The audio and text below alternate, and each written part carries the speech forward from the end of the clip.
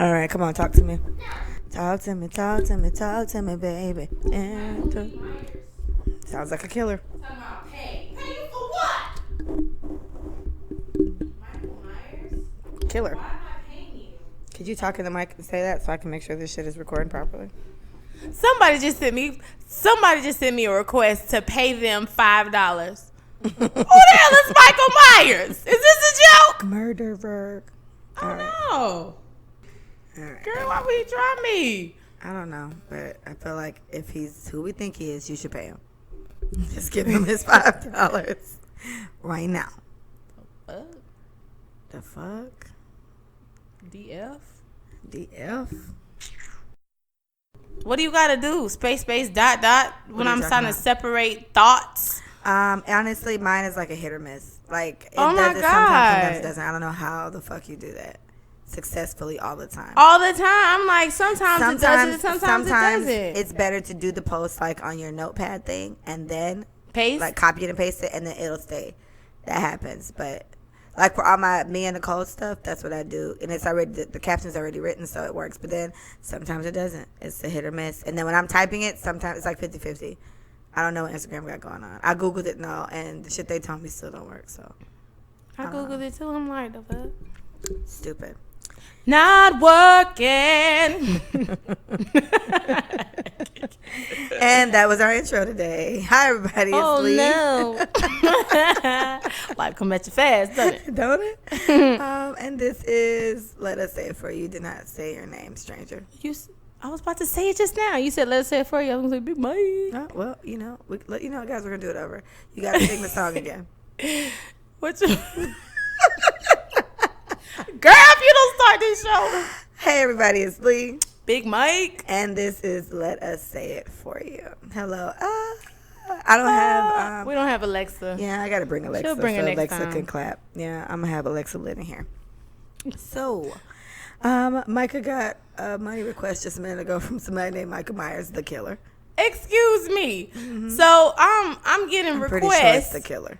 I looked at my Cash App, the little cha-ching noise, and I'm like, ah, where my money at? Nope. So then I looked, and I saw pay. Pay? Pay who? Michael Myers, $5. $5. Out of all the things to ask for, you gonna aim that low? So he's a murderer and he's petty because he Wow. could let you keep $5. I completely denied that. First of all, I looked him up on Facebook. He's not my friend, but I found a Michael Myers. And I can't see any of his pictures. He's a killer. But he does have you can't dreads. see Michael face on the movies either. He's bitch. dark skinned. He got dreads. I'm assuming he has goals. Whatever, prejudice or not. But for you to do some that is wretched. Wretched. Not ratchet. Wretched. That's wretched. You don't ask nobody to give you money and they don't know you. Well, it's funny. It could be the situation where someone had that number or something, and that you remember, like sometimes it's not the number. No, yeah, it's the name. account it's associated with. Yeah. Okay, cool, whatever. But how many Micah Nixons are there with the face like mine? 972 number. I think not. Nah. Michael Myers, try again. Whoever you are. Maybe he's just shooting his shot, and whoever the fuck sends the $5. I mean, you get enough people to do it. You know, you can come up. I did that thirst. I think it's Cash App thirst trapping. I did that for my birthday because I saw so many people doing it. Send me $1 on my birthday. Send me $1. I wonder how many people actually got money. I got $20, not from 20 individuals, but I got $20 in total. Haters gonna hate. People was being nice. They could have gave you $1. But it's cool. Next time somebody put up a post, send me $1. I'm gonna send you $1, bro. Only on your birthday. That's it. Sharing Don't is just caring. Be out here asking for handouts. Yeah, only work on your over birthday. here. Cool. Well, anywho, how was your last week? How was all of last week? We got to talk about this all over for the people. Yeah, we do. I think maybe we should stop talking to each other. So when we get on the show, Dang. we can share this for the first time. Because That I would know be what cute. you did last week. You know exactly what I know I what you did. did this weekend. So for the people, I had a very productive weekend. Shout out to Buffer. I have to keep saying that because if they ever listen to this, yes, I will continue to shout you out for the sponsorship of fur. So I'm just getting everything in place.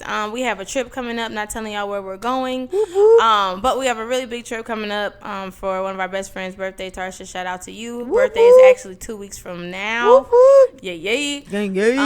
But yeah, and I worked out, and last week I just ate I ate avocado. Right. I remember that. I ate avocado and only smoothies. So the only thing I could How'd you physically feel? Well, People I felt like I feel more energized. Yes, I did feel more energy. What I was eating in the smoothie is mango, kale, celery, spinach, apples, pears. My mom does this peanut butter chocolate thing where it's fresh cocoa, like no sweeteners, agave. She goes in. I benefit. But for the most part, this week we're adding any solid food we want for the day, and then everything else is like smoothie based, but no, it has to be natural sugars. But I feel great. I do these things from time to time. I don't believe in diets per se, but I do think it's cool to switch it up and detox. Get back right. Give your body what it needs. Recalibrate. Recalibrate. Give it what it needs and not what it wants all the time. Because I'm addicted to sugar, and I'm like most people, and I'm addicted to fast food. Jesus. French fries. Oh, French fries. I'll be, God willing, I'll be the death of me. Still getting McDonald's fries. Oh, my. Okay. I love McDonald's Wendy's and fries. Checkers for me. Word? Yes. Wendy's and I think I like the more potato-y taste than I do you should the like salt. Burger King. Burger King is thicker. Burger King fell off. Okay. They fell off. I feel like Checkers kind of fell off. Checkers used to be my number 2. I guess they could still be number 2. But they hard because they used to be harder, saltier, I think, and softer. Yes, and they're now they're overcooking weird. Yeah. But that was my week. Just productive. Did a little body cleansing, and gotta keep it tight, girl. Keep it tight. That's what avocado's for. Yes. Look it up if you don't believe me. My week, a regular week of going to work, but the highlight of my week was that the first 2 episodes of this show came out. Yay! I gotta bring Alexa, and it went really, really well. I got a lot of good reviews. People were actually listening to it. I just got major feels. I got a lot of support from everybody. They told me and Micah really nice things, and just kind of encouraged us to keep doing it. I really enjoyed the fact that people would write me to speak on something that we talked about. I got a lot of commentary about the crooked ass police officers that keep doing shady shit, or I got update. The moms. Update that the guy actually can give up parental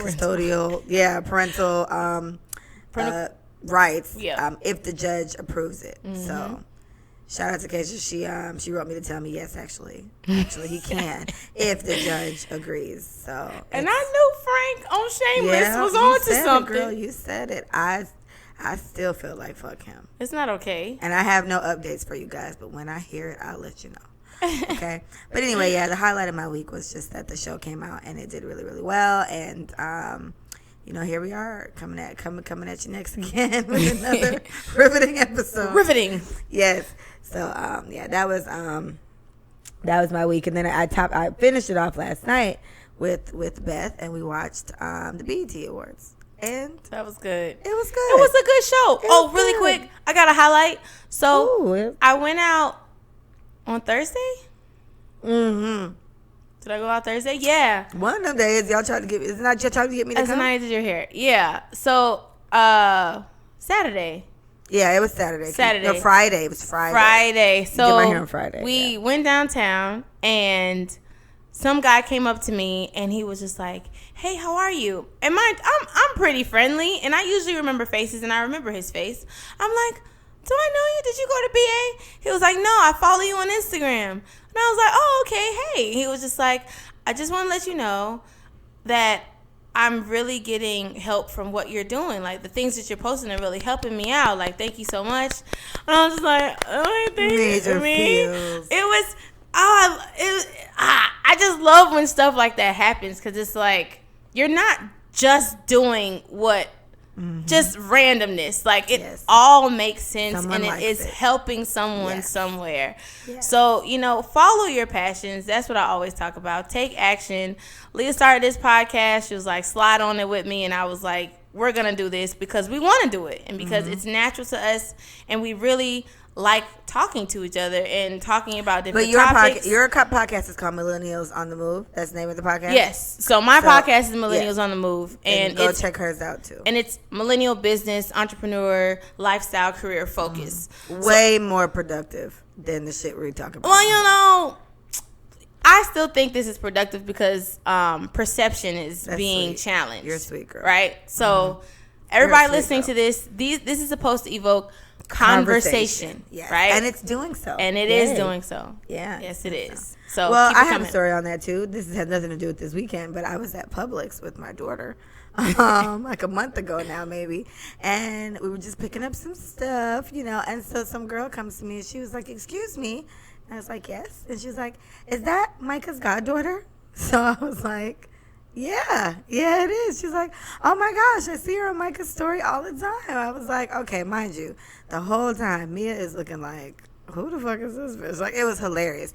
Mia's finally turning into the child that I always thought she would be. Like, she's turning into me now. She used to be super friendly and just go to anybody and smile at anybody. Not Like so me. much anymore. Yeah. Now that's me right there. That's me. Middle fingers to Manny. She Little looks stank. just like him, but Little stank, that's stank. my kid. So anyway, it was just nice because someone knew her from being Micah's godchild. They don't really know Mia from being anything related to me, but Yes, they do. it's cool. Yes, Anyway, they do. So the BET awards. Shout out to Carisha. Carisha, when they said City Girls, I don't know what I was expecting. I guess because I know the whole album, this last one, so I don't know if I was expecting like that song Party All Night, Where We Going. I don't know why I expect them to perform that when And it's you not shouldn't. a single. I Yeah. shouldn't. And Sis came out, she gave us a little body roll and then cleared it. And then one of the babies came out and he did a good job, and it was like, okay. And then we were kind of like, any more Not Carisha? one of the babies. Lil Baby came out. I don't know. How It's y'all the Lil tell the Baby. difference. It's the way they look. Lil It's Baby not even is that. It's just, slender. I don't know whose name is. I know how they look different. That's how I but tell I the don't name. know which one is The which. Baby is the one with the big smile, and Lil okay. Baby is actually little. He's like skinny and like he's super petite. Like Valid point. Okay, well, I think Cardi was pretty straight per usual. Cardi never disappoints. Yeah. Come on, Her- Offset. Yes, her and her That's my husband. Did y'all see Offset with the 1-2 step though? Offset low-key- Two-step. Oh, yeah. Yeah. He Oh, was yeah. like dancing. So I think that was pretty cool. Boy, he hit that isolation. I said, What? Okay. And then her. So I'm a big her fan, right? HER. And her performance was amazing. it was I moving. think it was so good, And I'm not really much of a spoken word poem kind of girl, but I was tuned in, and it Yeah. probably is mixed with the fact that I like her, but it relates to everything That's that was happening, this right. is happening right now. So I think it was brilliant. I think Taraji was crying. She was. They panned to her and she Yeah. was crying. And so But it was powerful. It was very good. It was powerful. And I heard on the radio coming home that people have mixed feelings about her performance. So my thing is, okay, I totally understand that everybody wants to turn up. Everybody wants to be in a light mode, right? Like, everything don't always have to be so heavy. But at the end of the day, y'all, you have to be realistic about what's happening and what artists want to express. You know what I'm saying? I think her message was well needed. I think everything she said, no, we didn't know the song, but I looked it up after she was done. It was a nice song. It was a nice song. And so, it's not, I just want you guys to focus on not always thinking that everything should just be so light and nobody should touch on anything that's serious that's going on in the world. Like, I think that was a perfect addition to the show right after the Exonerated 5. Oh my God. You know what I mean? That was perfect. What y'all want to act up right after that happens? No, and to be fair, I would have. However, I am in no way, shape, or form upset by what she did. Yeah, she was that good. Was brilliant. When the Exonerated 5 came on there, I started crying. It was great. I'm just so happy for these guys. And so, quickly, and just like Micah was saying, I get everybody wants to turn up all the time. But like I said in the first episode, sometimes we're going to have to go there. You know what I'm saying? So on that, every time I see them, I'm so happy about the whole exonerated thing. But then I just think about how many black people are just like locked the fuck up right now on the same terms. And like a lot of them died in there. Like people have already just died in prison from being there, being wrongly accused and sentenced. And it's like a whole little rabbit hole. And I get emotional. Yeah. And I cry. So it's sad, but I'm so happy to see them. Their whole situation brings me like a whole bunch of joy. I did watch, someone who listened to the podcast told me, you got to go listen to the Oprah thing, and I did listen to it. Yep. I watched it, and I cried again. It was great, and I'm just really happy for these guys, and I'm still like Team Corey. He really done been through it, y'all, but they all did. But Corey's story is just so sad to me because he just, oh my gosh, he's really went through it. But anyway, BT Awards positive. Okay. What else? The Burna Boy, whatever. So we were like, who the hell is that for international, whatever? Burna Boy. Yes, his mom came up. And she gave the speech. And her boy. speech was phenomenal. And it was only 30 seconds. What? Sis came out. She's like straight to the point. We all from Africa. We all black. What? Round of applause. Boom. And so then he performed after the show. And then his song started playing. I was like, oh, I do know his song. And then Mike and Bree was like, we ain't never heard this shit. And to be fair, I only hear it at like Jamaican parties. I'm pretty sure I heard it in Jamaica for Carnival. And they only played like, snippet. Snippet. So I definitely didn't know what the fuck the verse was, but shout out to him, and I was really happy for him. And we'll end with Auntie Mary. She was lit, bro. Yes, so she looks amazing. She looks really good. Them cheeks was hanging. What? I said, Mary. Single. You got on them hot shorts. I was like, come on, cheeks. Y'all better shake and hang. Because they were shaking and hanging, honey. And, Lil' Kim, she just makes me sad. I just always thought she was a beautiful black woman. And she always had a nice body to me. Her skin complexion was one tone. Like, she was always... That's like a blessing. She was always I'm like glossy. 7 colors, y'all. Bruh. I'm trying to just be one tone. And it just makes me really sad that she had to go through all of that. And, like, she's brown again, which is cool. But, everything else that she did because of what somebody else said or what a producer thought or... She said it. I heard an interview before, and she was just like, the guys, I guess, that she'd be around or whatever, they just always said she'd look better if she was light-skinned or, light-skinned girl. Lil Wayne, love Lil Wayne, but he definitely had a verse in one of his songs. He said that B word would look better red. I was like, come on, Wayne. And most of his baby, he got, 5 of them? 2 are light, like Lauren and the one from, like, some other red one, but everybody else. It's brown. His Reginae is brown. Yeah, so I don't know. But you know what? Yeah, I feel bad for Kim, too. It's a case of self-hate all around, and just trying to please the crowd and not thinking about how you feel about yourself. And that's why I think it's really important to have good people around you because I'm not, and not to say Lil' Kim didn't, but I can't see me being around one of my friends or a family member or something like that and at least let them feel so poorly about themselves that they go that far to do the amount of shit that she did because Kim looks way different now. Like Kim from back then. And I hate that because it's like, unfortunately, like you said, it's just like you can just see, damn, you must have really not liked how you look because she looks really, really different. And it was after a certain point. She didn't start changing anything until... I would say the past 6-7 years. That's when the transformation happened. But it was a little bit before that. Kim was Kim for a while, but she wasn't on the scene either. Yes, she wasn't rapping. She wasn't. You feel me? So she had been missing, and when she came back, she was different. I don't know. It is every time I see her, she looked good to me last night. So last night, she was cute, yeah, and that's the thing I think because when we first started seeing her when she came out a couple years ago, it was just like she was scary. Kim. Yes. She was scary looking. She was scary, and now it's like it's growing on us. But honestly, I feel like you catch Kim in the wrong light, and she is still scary as fuck. So it's like, damn, Kim. I just feel bad more than anything. Me too. I feel bad. Me too. So no shade on you, Kim, but for me, all it comes down to is I hope you're happy now. Like I hope, or at least content. You know what I'm saying? With the changes that you made. Yes. Yeah. Because it might, but the thing is, it might not be. So I hope you're just content. Like I hope you're content enough with whatever changes you made. Or continuing to make. I hope she's stoked. I hope she's stoked. Well, yeah, but Mary's performance was lit. I like that she brought out Kim. I was so happy when Method's fine ass came out. Oh, he's so fine. He's cute. He is handsome man. He's 48. And I was like, and he's 50, y'all. And I was like, she Googled it. I said, yes, this man is 48. 50. She was close. He was 48. She was the closest because I think I said he was 30-something. I thought, no, he can't be 30-something. We 30-something. Right. Basically. So, yeah. But Method Man's super hot. Always has been. Always will be. Hard eyes. It was a great performance. And Mary was very, just straight. Mary was very chill. She did her little routines, whatever. So there's a meme going around. Everybody, did you see the scurry? Did you see the scurry? Mary scurry. Bree sent it to me this morning and Terry sent it to me later. Did y'all see the scurry? See? So guys, I'm going to tell you a little story. This is a girl named Micah, right? This is so funny. Microphones. And I tell her, make sure you push it all the way up to the up. No, it wasn't that. Oh, the whole thing came out. The whole thing. Oh, because you were twisting it the wrong way. Well. Oh, you shut up. Okay, fine. Mind your business. Just mind your business. Mind your business. Did you tighten it now? Yes. Because it's about to fly off on you again.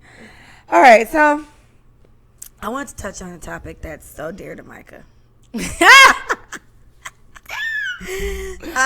going to talk about dating. You got two people on this show. One enjoyed dating, and one has like absolutely no interest in doing it at all.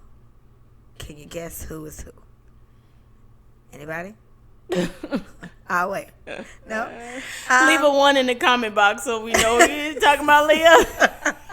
Leave a 2 for me, 1 for Leah. Leave a 1 for me. We'll know what you're talking about when we look. One loves it, one hates it. Who loves it? Anyway, so this is a conversation that Mikey and I have had literally 17,000 times before the show, during the show, everything. And it's just such a... I don't know. I'm excited listening to Micah talk about it, you know. And then when it's my turn, it's like it's like waiting to jump in with somebody double dutching or some shit. And I don't know how to do that either.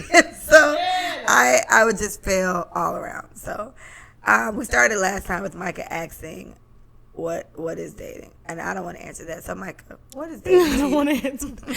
Okay, so I think dating goes along with talking, situationships. Like everybody has their own definition about what dating is, right? I like that you did that. Yeah. So I think dating to me is going on an outing with someone you don't know, but you want to get to know, or and doing that over and over with different people. It doesn't have to be one person. It can be multiple people in a month, in a year. But dating is the process of going out with someone to get to know them. I think that's kind of like the overall gist of what I think dating is.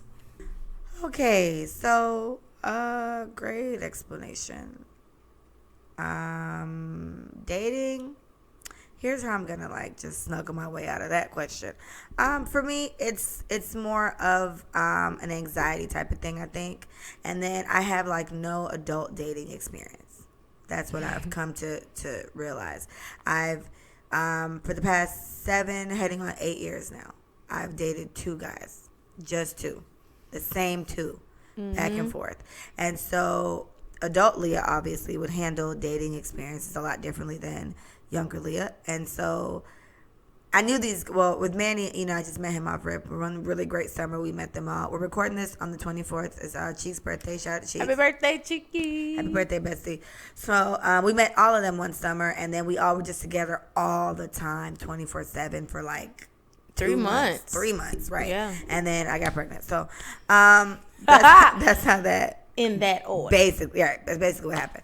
So, and then the guy I dated, again, after that, I've known him since high school. So, I didn't go through the normal dating channels that one should go through, which is why I feel like it's just so scary for me. And then at this point, I have like no interest in it. But that's something new. I just decided like 2 days ago. I'm going to tell you about it in a minute. So, you tell me, what do you like so much about dating? You enjoyed the process. You know, you enjoyed the dating process. Why? Yeah. I like people, and I'm a busy person. I like doing stuff. right? So a date is another opportunity for me to do something different, right? And so they always ask you, oh, what you want to do? Don't ask me what I want to do, because I'm going to tell you, I want to go bowling, I want to go rock climbing, I want to blah, blah, blah. I like to, I went on a rock climbing date before, and it was a lot of fun. My nails are scammer length, though. Meaning, how am I going to climb that rock? But you don't do active stuff like that anyway, so you would not ask to do that. Climb a rock, girl. So, it's just an opportunity for me to, get to know people, try something new. But on top of that, I say it was fun because I tried to tell Leah this phrase before she started dating the second one, from high school. It's just having zero expectations for the person that you're with, and just having a good time. Oh, no. Yeah, it was like two things that I said, but I can't remember the second one. But I don't have expectations when I'm out with these guys. Like, I'm literally genuinely hanging out with somebody, getting to know them, and if I don't like their energy, if I don't like them, I don't force myself through a date, for one, and I don't feel like I have to do a second one, right? So I think She's it's so this good at this. it's this heavy cloud I think women carry around with them that says either this guy I'm going on a date with may be the one, or this guy I'm going on a date with may be my boyfriend, or this guy I'm going on a date with, he better meet this, and that of whatever list that we comprise. And I think dating should be more lax. I think it should be relaxed. Because I used to feel that way. I felt like all women felt like me. They were all just freaked out about dates, and they wanted to marry everybody they dated and all that. I've literally, like in the last year, have come to see I am literally the only one that I know stuck in this weird, I don't want to go on date bubbles. Like, a lot more women are like you, or on a different level on some. What we talking about? Smashing and dashing. Yeah, smashing and dashing, or I'm just about to get lunch out of this dude, and that's using it. Like, them. Yeah. So it's like, now I really just feel like I'm alone. And yeah. So what I would say about that is, for you, we have, there's things about you, like, you have a thing about being places by yourself. You have a thing about being kidnapped. You have serial killers, a few of these traumas, I would say, that are stopping you from meeting new people. Yeah. And, there's ways around that, and I'll touch on that later. But I think overall, women still have a subconscious expectation of whatever they're doing, right? I don't think it's clear. I think when they meet a guy, it's like, oh, my God, he's fine. Or, oh, my, I can't believe he's talking to me. Like, I know a lot of girls feel like, me? Like, when certain guys that approach you, it's like, that. Really? Yeah. I look like crap today, and then like I think it's the flattery behind it. Like, I love that whole part about it. It's just like, it's flattering for one, and then especially when they come correct, they don't just ask for your IG or just offer up, ask for your number. That like they have like a little mini conversation, make you laugh a little bit. Like, I like to see the personality, you know what I'm saying, like come out. I like to be courted in a sense. So right, as you should. Yeah, so I think the fact that I don't have expectations when I go out with these people, and the fact that it is so light, for me at least, it's like I can either like them or don't like them, and you can kind of, I don't know, take it one step at a time after that. After the first date, you can kind of feel out whether you want to continue or whether you don't. Okay, so what about dating with interest versus dating for using, right? You told me about that before, where you feel like a guy can't feel like you're using him because you're pretty sure. I'm too honest. Okay, let's talk about that. Right. Dating with interest. So dating and going on dates with a guy because you actually do like him, and you see something there. Right. And then dating because he's going to buy you a sandwich. Right. It's right. Gonna be good. So, and it's so funny because on the radio they said a study just went out and said that women literally go on dates just for a meal. And it's funny that I'm hearing all these things today and yesterday, because I'm like, bro, we just talked about this. Right. And so it's just like, full circle, because these things are actually happening. So what I would say, dating with interest, like your intention of dating whoever you meet, or however many you meet in a week, right? It could be, I want to find somebody that I can literally just go to the movies with all the time, that I can just go out to eat with all the time. Like, I'm not looking for anything serious, but I'm not looking to do this with multiple people. Because some girls do that, right? That's a message. Yeah. A bar or something. Yeah, it's just like, you don't have to think. Like, I know for a fact he enjoys my company. When I call him, he answers. Like, just a dependable guy that you don't have to worry about the pressure of being in a relationship with. Because some girls are like that. Or whatever. Yeah, some girls are like that. But then you also have some girls who are dating for a relationship. Me. But when they go into it, either they don't say, hey, I'm actually looking for a boyfriend, or the guy doesn't flat out say, I'm not looking for a girlfriend. So there's a lot of gray area. Yeah. There, so and it gets weird. The way that I was saying, there's no way that you can use or manipulate people if you're honest. Right. So the first day I meet you, like literally, we having this little cute conversation. We in the mall, we chopping it up, blah, blah, blah. I'm about to leave. And then he says, let me get your number. I said, oh, okay, cool. Can we hang out sometimes? Yeah, that's cool. I'm not looking for a boyfriend, though. I just got a relationship, and it just so happened that was my story every time. I just got a relationship. I'm honestly not looking for a boyfriend. Yeah, anything serious. Right. And so, oh, okay, cool. Me too. Cool. We on the same page, right? So it usually works out in my favor. But then I think feelings come into play, like you said. All it takes for you, Leah, is to hang out with somebody on a consecutive basis. We're too consistent. And so when you're too consistent, and there's nothing wrong with that when you're on the same page. But if you're too consistent and you love being around this person, it's like them, it's like, dang, I think I want more than what I said I wanted. Or, dang, I should have been honest about exactly what I wanted with him, because now I want him, more, and he might so, not be down. Leave no room for gray area. You got to say, look, I want a boyfriend. And if you don't see that happen in the next 6 months, then I don't think we should talk. And that's my time frame. Right. If you're looking for a boyfriend in the next couple of weeks, sis, I'm not saying you can't have that. You know what I'm saying? It's possible. Because you and I have dated dudes quickly in the past. Yeah. But for the most part, like the older we got, the more longer it got. But overall, like just being completely straightforward with people. Right. And not blurring the line along the way. Yes, no matter what, you spend time with somebody, you're gonna start feeling. And I would think, to co-sign with what Micah says, I would think it's a situation where she's saying that, it starts off, both of you guys saying, I don't want a relationship.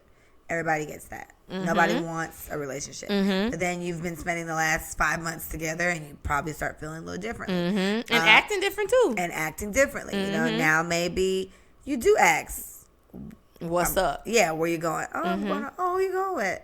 That's not your business, but fine. Maybe things have changed. Mm-hmm. Then again, to stick with what Micah says, it just requires another conversation. Now it's time to spruce up. It's like to what's the terms and conditions? Mm-hmm. It's time to renew the terms and conditions. Do we know what we're doing here? Right. What's the? I mean, yeah, it could all be so simple. Yeah, but it's not. So no, it's not. It's really not. And what I will say is, it took me a while to get to where I am today, and I was 3 years single before I met my boyfriend that I have right now. But what helped me through all of that was the honesty and was my check-ins with my feelings. Like, I wasn't trying not to feel, and I wasn't trying not to hear what he was telling me. You know what I'm saying? Like, I did my 6 months check-in with the guy that I was talking to. Actually, he did it first. And the way that he did it every 2 weeks. And I'm just being real. I'm still holding on to I'm not going to ask about nothing serious until the 6 months. This is the one I don't like? Mm-hmm. Okay. He literally, same guy. Oh, I don't want a relationship. Cool, me neither. Great. 2 weeks. Such a dick. Listen, oh my but gosh, listen, this is what guys do He's when they think dick. they have to do certain things to keep a girl around that they like a lot.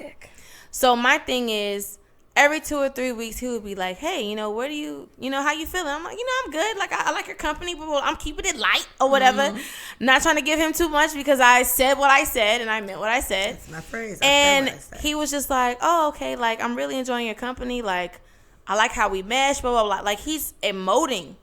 And I'm being receptive. I'm not saying what I don't like. No? Yeah, go. Okay. So, I was keeping it light. I wasn't trying to, do too much. I was trying to keep my stance and not having a relationship. But he would emote to me in a way that someone wanted a relationship, right? And so my thing always was, all right, Micah, all right. You are feeling the exact same way, but you can't fold right now. Like, you have your own process. And my process is 6 months. Right. I have to like you long enough because I lose interest quickly. Don't we all? People start showing who they really are after a while. When they respond to certain things, like how they react to their friends, how they respond to their family, like things start showing themselves. I like to wait a little bit to see a little bit more, right? I think that's so. smart. Right. And so a month after that, 2 weeks passed. So now we on the second month, right? Right.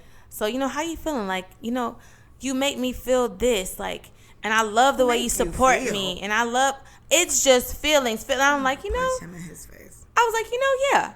I feel that. But I never gave too much. And that could either be your downfall, ladies, or it could be what is your defense mechanism. Right. Because I think some men look for women to, emote to them and to show their feelings so they can see, they can gauge where you are. Yeah. But see how much control they got. Yeah, but you assholes. When you have control over what you want your end goal to be, there's no way you can be controlled. And there's no way that you can be swayed or swindled into doing more than what you want at the moment. Yeah, and so he even asked me, he was like, well, if I asked you to be my girlfriend, and this was like the third month. Hell, if I asked you to be my girlfriend today, what would you say? I was like, honestly, I think because we started off not wanting relationships, we should, get to know each other a little bit more. That was my response. And he was like, gosh. You're so good at this. So there's no telling. There's no telling. But there's no telling if I said, yeah, I want to be here. There's no telling if I said, yeah, he would have been my dude. Yeah, he would have been down. He probably would have pulled back then. There's no telling. Like, I didn't know, but I just wanted to stick to my 6 months. You don't date nobody quicker than that. I could chill.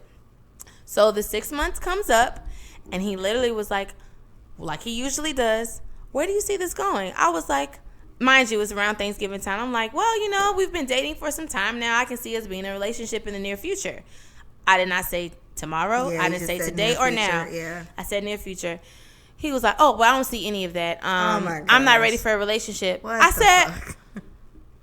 Oh. Cool. Okay. So, I was hurt because I really thought it was progressing, like I said. And it caught me off guard. But at the same time, I was like, you know what? This is good. This is good that this happened now. Because now it's time to see what can kick in. So I literally was like, all right, cool. So no dating. Mm-hmm. No sexting. No texting. Don't talk to me. Don't invite me nowhere. I don't want to hang out with you and your friends. I don't want to see your mama. I don't want to have dinner. Nothing. He was like, none of that. I can't even come over and see how you doing. I'm fine. I'm fine. You asshole. So it literally took me a year to wean myself off of our consistency, because that's all it is. Yes. You getting used to talking to this person every time something good happens and when something bad happens and all of those things. And so when I was able to talk to him again, I did. Mm-hmm. And we cool. And we've been cool ever since. He tried again, and I didn't do the same thing I did first time. Because guys, for some reason, I don't know why you don't understand. Once we give you all this love and affection and you kind of shut it down, then there's a thing called the wall that kind of builds itself up. Nobody wants to be hurt again. Nobody wants to be put in a situation where they're embarrassed again or whatever the case may be. So we build up some type of barrier there to protect ourselves from you doing dumb shit again. So it's like, in her situation, that's kind of what it was. I know because I was there, but I was mad. I was so upset because I don't like him. But yeah, you built up a wall, and it kind of turns into, I've dated someone who I've dated them, and then they've messed up. And then when I dated them again, it's like, she says, so he's like, you're so different now, and why are you not the same? Did you expect me to just jump? They did. He's an asshole too. They did. Yeah. You can't expect that. There's like, you got to protect yourself in some type of way. You know what I mean? I feel like it's fair. Isn't it fair?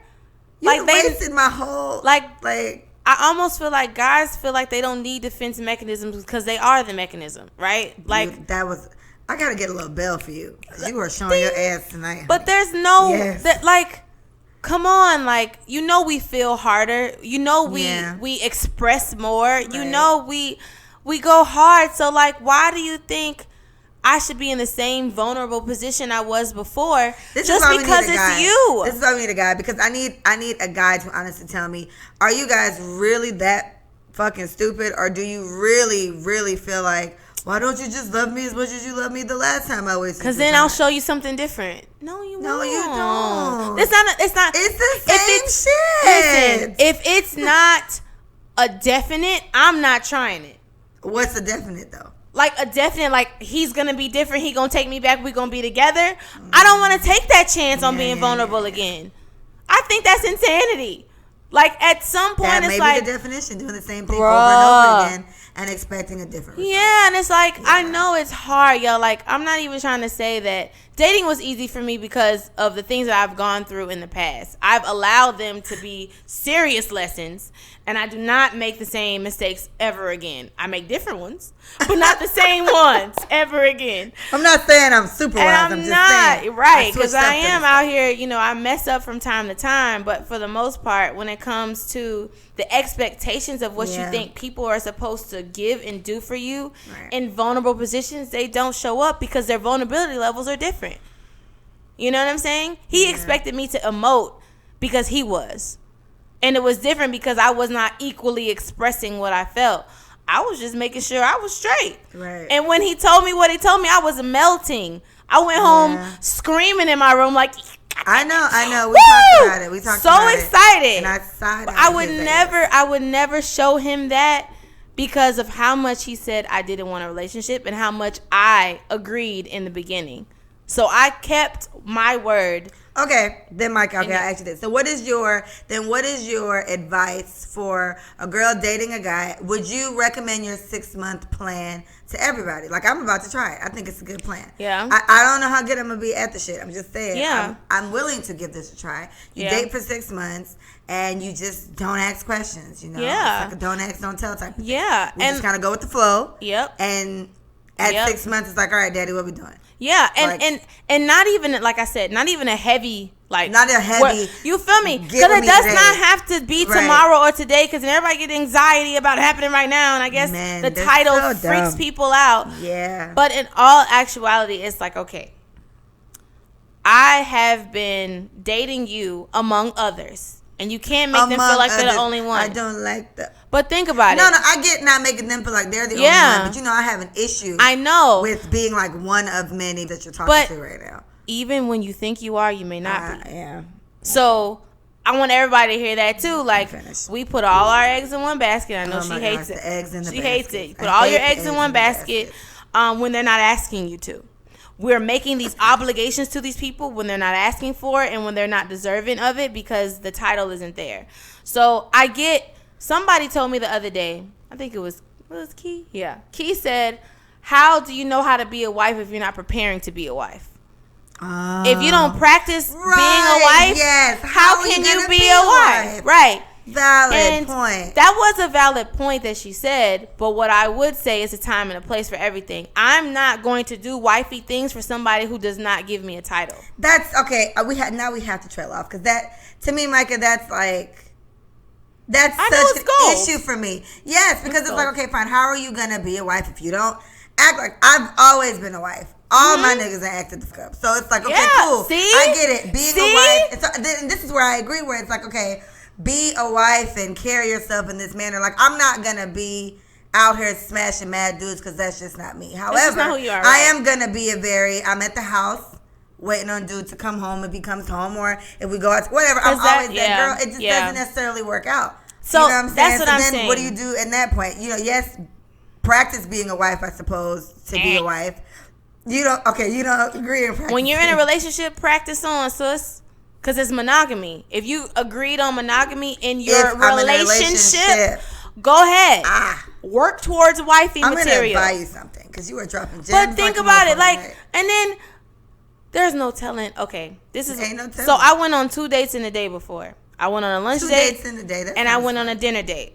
Now, none of these... And when I say dating, this does not include sex. Like, I'm not having sex with every guy that I date. Yeah. This is a date. A guy asked me out. I said, yes, we went. I didn't like him or I liked him. Like, that's just kind of how it goes. And so, although I don't encourage women to have sex with multiple guys that they're dating, if you're like, she's got to have it, Nola, darling, then you do what you want, sis. You have 3 whole dudes that you rotate dating and sexing. If you want to do that, y'all saw how it worked out for her. So I stopped after the first few you may want to rethink your choices because she had to cut them all off. So it didn't work out. It may or may not work for you. And she thought she had a handle on it, but I'm gonna go back. So my thing is, I went on a date at lunch and I went on a dinner date. My friend was like, you don't feel bad? I said, for what? For who? Because the moment my lunch date left me, he was texting whoever his consistent girl is. Wow, Micah, wow. He was talking to his ex-girlfriend. Wow. He probably went to go lay up with her, think about me, only because he just left me. And my naive ass would believe, yes, he's thinking about me, but I would not picture him. He probably diving or something. He's fucking right now. Just, I would never think that. Just diving. Hands out. But like, that's my thing, and it's like, and this is not to make women like men. Good advice. I think this is good advice. Just to me, it's kind of like think the worst. Yeah. Think the worst, and if it's better, then good luck. Don't think the worst, Leah. Think the realistic. It is realistic to feel and to think that the guy that you're dating is dating multiple people. The guy that you love talking to every day, you're not the only person he's talking to.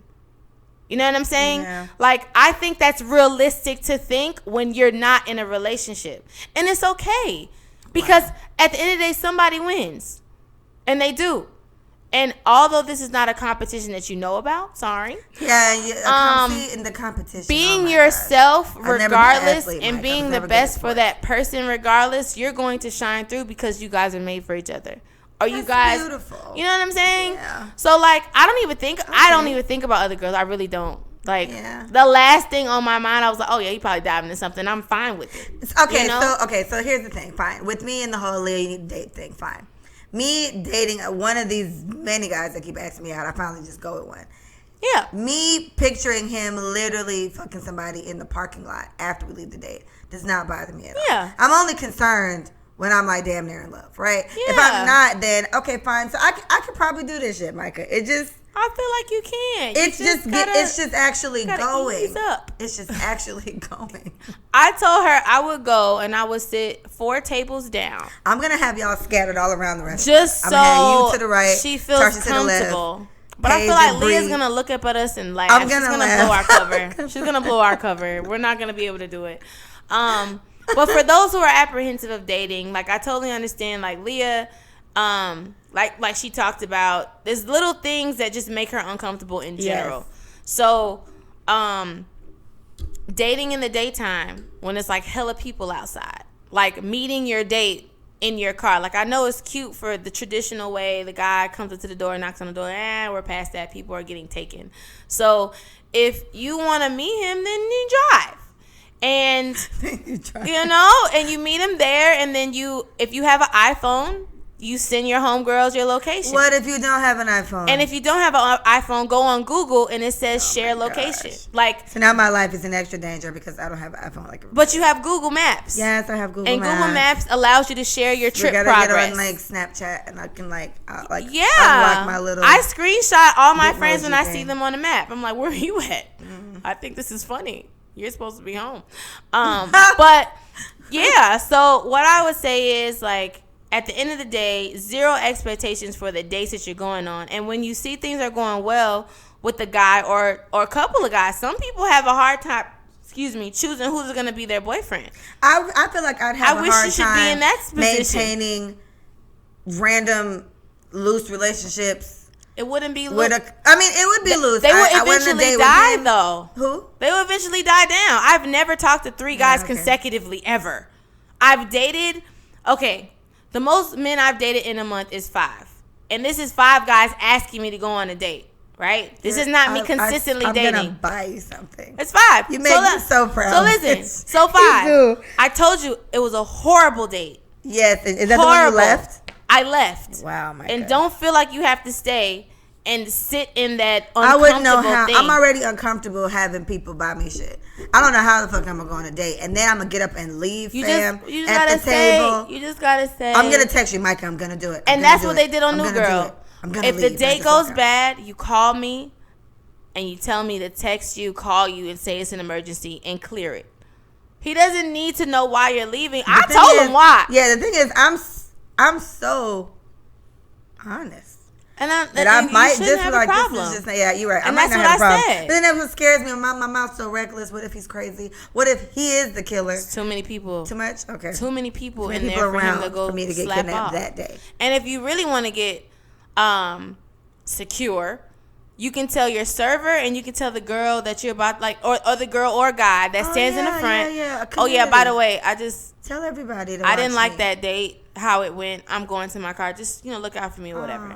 And she'll probably like, girl, no problem. And then the guy will probably like, when walk you out. Like, there's ways that you can get around that. You know what I'm saying? Like, don't feel afraid to like speak up and speak out when you're uncomfortable. You know what I'm saying? That goes for any instance. That goes from the mall.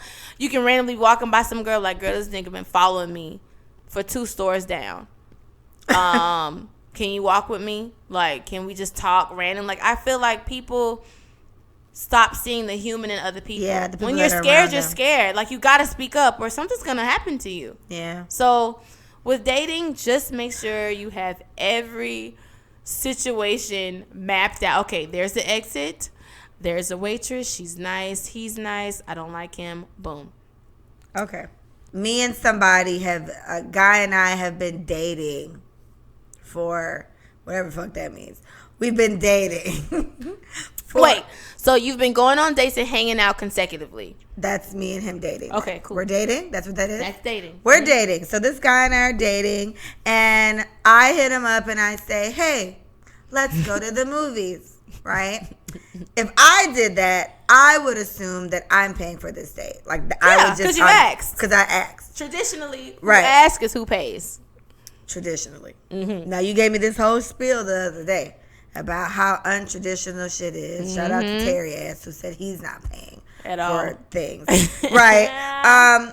But then like poor girl. Yeah, poor girl. Poor girl. Or not. How does he ask them this? Probably What does he say? What does Terry say? Hey, you want to go to the movies? Yeah. You pay for your shit, I pay for mine. He'll probably... And you know what it is? I think bitches just like him so much because he's Terry that they just... Girl, I would he punch probably Terry in be his like, face. yeah, His I'm about to cheap buy my ass face. ticket. I'm about to buy my ticket. Let me know when you buying yours. Oh my gosh, Terry. I would just... Well, you know what? Honesty is the key. So for him to have told me initially that I have to pay for my own movie ticket... You may opt out. I'm straight. You know what? Okay. I'm gonna wash my hair. No, but I have an issue though. Like, I'm freaked out with people doing things for me anyway. Yeah. So honestly, dating a Terry type fella who would just tell me, you buy your ticket, I buy mine, I'd honestly probably be okay with it. Mm-hmm. I think it would just start mattering to me if I did start liking him or if this did continue to happen. It's just like, okay, what type of nigga do I have? Do I have a millennial nigga that feels like we gonna split bills 50-50 and all this other type of shit? Because that's a whole, we'll get to that in a minute, but that's a whole other side too. Like, what kind of guy do I have? So Terry just tells them, you pay for yours, I pay for mine. And these girls, now mind you, when's the last time Terry had a girlfriend? How many years has it been now? 2? 12? Oh. It's been a long time. Me is 6. 7. Terry's been like 7 years. Wow. Since Terry's had a girlfriend. So this whole, you pay for your ticket, I pay for mine shit ain't working. Well. Or is he, he's picky, right? He says he's picky. It's whatever. Little things he says throws him off and he's over it. So it's like will be good and then one thing will be like, she did that thing and then she said this, the way she thinks, I hate it. Like, it's just I can stuff and like that. I feel like I'll be like that. Because again, when you know what you want, there's when you know what you want, anybody can compromise. So like that. a dude come to me on some, you pay for yours, I pay for mine. It's like, yeah, okay. I do it, but I just don't see where we're going with this. You know what I'm saying? Yeah. And he said eventually he'll start paying when he feels like it's worth it. Okay. But when is it worth it? When he she feels like this is a person he wants to be with. If the pussy's good enough, what makes him not even? Because he's smashing out here. Bald head ass on the show because so he got to tell me. You gonna have to ask what makes him what makes her worth. And then he said sometimes he pays, most times he doesn't, but sometimes he does. Like the girl be like, I'm about to cash out you, blah blah. He be like, nah, you can keep it. Like he does that sometimes. Oh, he's so sweet. Dead. Jeez, Terry. He's gonna watch this and he's gonna write me and I'm like, yeah, you had a segment about your ass. Anyway, okay. Other thing we've talked about before, where guys will take a girl on a date. Mm-hmm. And, okay, there's 2 different versions of this, but the one I saw was like a meme. It was going around like a year or 2 ago, and basically the guy went on a date with the girl and he was like, she ordered a steak or whatever. Like he put up a whole like post about her. This bitch ordered a steak, this bitch don't eat steaks. You know, she ordered all this extra shit because I'm there. So he talked all this shit. And then the girl saw the post and she was like, first of all, I paid. So you're coming on here showing the fuck out about what she asked for because she doesn't usually order these things. I know she doesn't usually order this type of stuff. She ordered a steak. How do you know what she orders and does not order? Okay, so anyway, this had me stressed out because I got a friend named Tarsha. And me and Tarsha go out to eat all the time. And me and Tarsha, our tabs individually will be about $60. Tarsha's a vegetarian now, so minimal options for her. But back in the day, me and Tarsha used to rack it up, $60 a piece, plus tip and whatever else we did. If I go out with a guy and he's stressing because he had to pay for a steak and 2 mojitos, it's like, I'm going to throw up, like, right there. Are you serious? The guy I date does not have to be rich. He, however, has to be able to take care of me as good as I take care of myself. I eat well. If I go out and I want to order a steak and 2 mojitos, and then I don't do dessert and appetizers, but let's say I'm feeling frisky today, and I want some fucking mozzarella sticks or artichoke or whatever. I do this, and you sitting here sweating in your bridges because your ass came here with $50 and felt like it was going to cover the 2 of us. It's like, what type of date are you trying to have here? Right. And then, is he going to be disappointed because I'm not going to fuck him after he spent $25 on me because he brought $50? That's a whore and a prostitute. He thinks I'm a whore and a prostitute. Yes, he would. Jeez. So that's the thing. When dudes say I spent all this money on her and she ain't even let me, it's like that's Cuban Poppy. Cuban Poppy. If like you want to go to the strip club and pay for some vagina, then you can do that. But I don't think the expectation for treating me well should get vagina. Yeah. I don't think sex should be a definite for you just because you paid for a meal. No, you fed me well. Oh like, come on. Like, you see how that sounds, y'all? Yes, like, it sounds so you trivial. fed me well, now I have to have sex with you. Or I fed you fed me well, and now I should be swayed to have sex with you. Like, come on, y'all boys. Like, come on. If you want to pay for the cat, you can pay for the cat. But don't do it like that. You know what I'm saying? Like, if you're going to treat somebody with decency, then do it the whole way. You know what I'm saying? You shouldn't expect anything from that.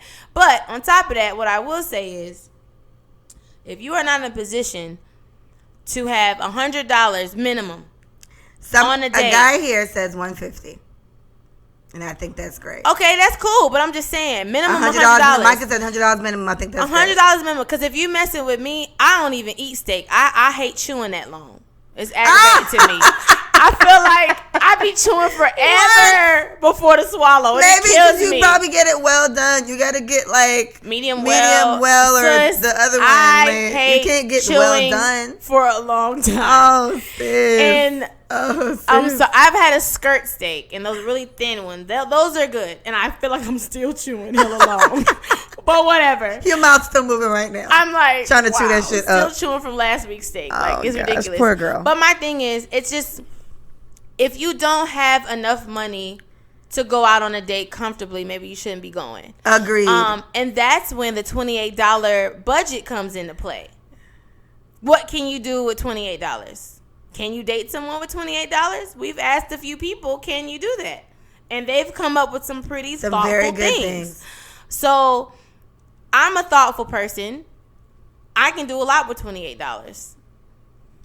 And I think the guys that I've dated, if I think about it, I would say, but they now can make a shake. But yeah, I'm a cheap date though, y'all. Like I used to eat like a child for a long time. Oh my gosh. I had chicken tenders everywhere I went.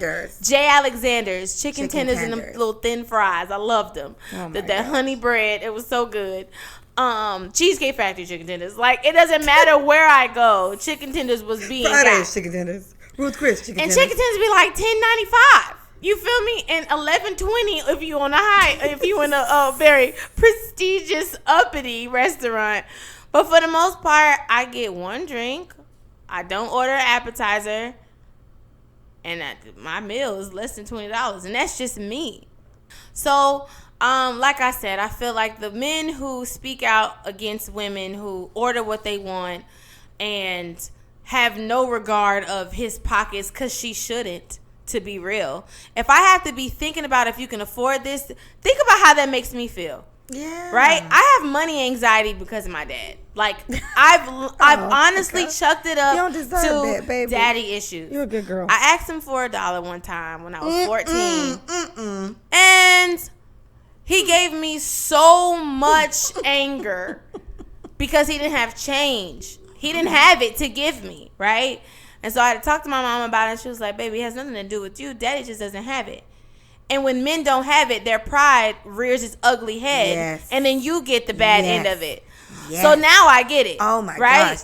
gosh. I got to get a bell. Remind me to get a bell. Where's my phone? Alexa. Shit. I need a bell. I got to get a bell. So now I get it. And it's like, it's true. If your pride is going to rear its ugly, broke head, ooh, then you should not be out on a date. It's not fair. If your pride is going to rear its ugly, broke head, then this is not the time to be. It's not the time to date for you. And guess what, guys? Mike and I don't think anything is wrong with that. It's not the time. It's not the time. But you cannot come ask me out and then get all stressed the fuck out because I'm expecting you to order what I would usually order. And then you tell me order what I want. Why would you say that? You out here singing T.I. song and you really don't mean it. You don't mean it. You don't want me to get the steak. You want me to get like the sizzling chicken and shrimp. I used to go to Fridays all the time. I know it's like $13. Get whatever you like. No, you don't mean it. Cut it out. You don't mean that. Stop flogging. Get your ass out of here. Lying to me. And also, man, don't be trying to drunk up your date either. Go order another one. Don't do that. You got it. Okay, we get it. You can order. We can have 4 drinks tonight, but don't do that. You know they be weak anyway. And he'd be in for a rude awakening with me because my tolerance is ridiculous. So it is. Yes, I'm looking at him like, we gonna run you out of the town. Yes, I'm like, so you sure? Because we can run up a check tonight. And I wouldn't even do it because all I'm thinking is I'm gonna look away for a split second. He's gonna roofie me, and I'm gonna end up on the fucking knee. So I went on 2 dates with one guy. We're going to call him Cuban Poppy. I don't know if he listens to the show, but he'll know when I'm talking about him. So, yeah, I'm still cool with him now, but he'll know. I've known him since, like, college. Tarsha always told me he has a crush on you. I was like, no, he doesn't. You're crazy. But he's like, yes, Leah, I did. I was like, my bad. Very handsome guy. We went on the date. What was the first date? We went for drinks. So that was pretty chill. It was casual, and I could handle that. You know, I could handle a drink date. So the issue with him for me, oh my gosh, should I get this personal? Should I share it with the people, Micah? What you think? It's your podcast. It is my show, and I just feel like, you know, it's my show, and I say what I want. No, anyway, we went on another date to a place that I really, really liked that was by my office, and he and I had a good time there, too. And then he just kind of, like, disappeared. Like, he vanished into thin air. And then he showed up, like, what I said, like 2 weeks later, Micah, maybe, or like a month later. Yeah. And just gave me, like, a really big apology about, like, he's sorry that he disappeared and he just had all this shit going on. Yeah, and, he did. Yeah, he had all these things. And my thing was, you don't have to explain this. Like, oh, my gosh, I left out the most important part. Right before he disappeared, I let him come to my house one time. He wanted to have sex with me so bad.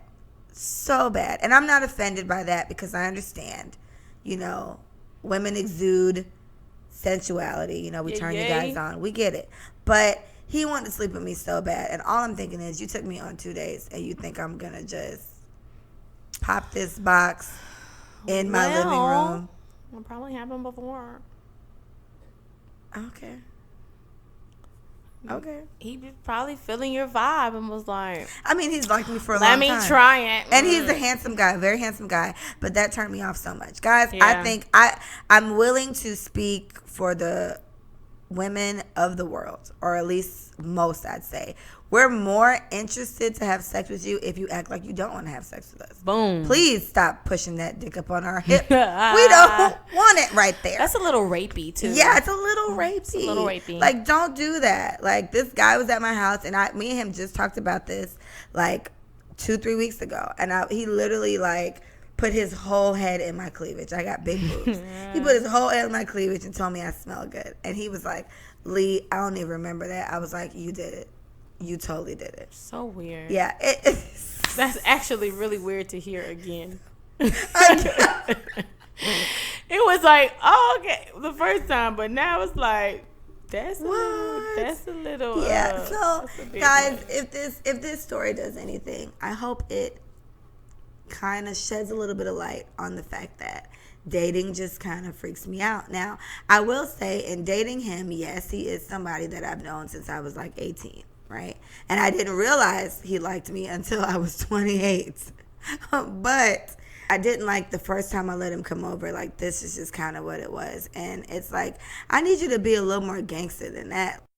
Seeing how our generation seems to respond to stuff like that when it comes to this whole guy tripping about the date. I'm on Twitter a lot, and I saw this girl tweet this thing, and she said, niggas act like going on dates is just so expensive. Wretched ass niggas. Wretched. Not ratchet, but wretched. Right? So they had a guy replied instantly, and he said, bitch, well, you pay for the date then. So I laughed. I laughed because it was funny. But then, like a battle ensued, and they went back and forth. And the retweet I saw, she said, your mama's a bitch, and she would have got rid of your ass, but your daddy a broke ass nigga too. And now we're here. And I was like, damn. Wow. Damn. That's unfortunate. She hit hard. Wow. So, even in the comments, I'm seeing the thread. I'm sorry, it's on Twitter. So the thread, I saw a couple guys come in and say, clearly he broke, babe. Just chill. Or, obviously women were team her. Like, I didn't see any woman argue at all. But most of the guys in there were just like, she a bird. You a bird. Here go a bird ass bitch. Oh, I only pay if I feel like this bitch is worth it. So I'm like, so I retweeted her initial thing, and I was just like, because she expects a man to pay for a date, she's a bird and a bitch.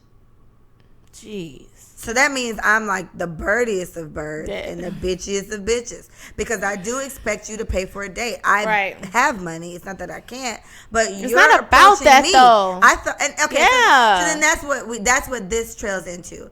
Traditional and what we have now. Right. And Micah and I are more on the traditional side. I get the whole 50-50 thing. I don't fucking like it. So I'm not knocking anybody who does. Like, I believe Tarsha, she's down for paying half of everything, splitting it all together. I don't like that logic. It sounds like a roommate to me. I'm not here for it. I want my man to feel like it's his job to provide and protect. Now, the good news for him is he's with me. I've gone to school for a long time. I'm about to go back. I work at a decent job. I make a good income. So you won't have to pay for everything yourself. But I want you to feel like, as a man, it's your job to do. Me and Cordell, shout out to Cordell, he's my guy best friend, agree that maybe, he feels like it's a man's job to take care of things. But he was like, okay, well, if I'm paying all the bills, she needs to be like stacking money up like no other. So if I have a man that feels like it's his job to take care of this and this and that, we'll be like millionaires in no time, because I'm going to save everything else. Or I plan for a living so we can plan like really good trips or whatever. But I want a guy that feels like it's his job to provide and protect. And from what me and Micah concluded, that is traditional. What's the generation before us?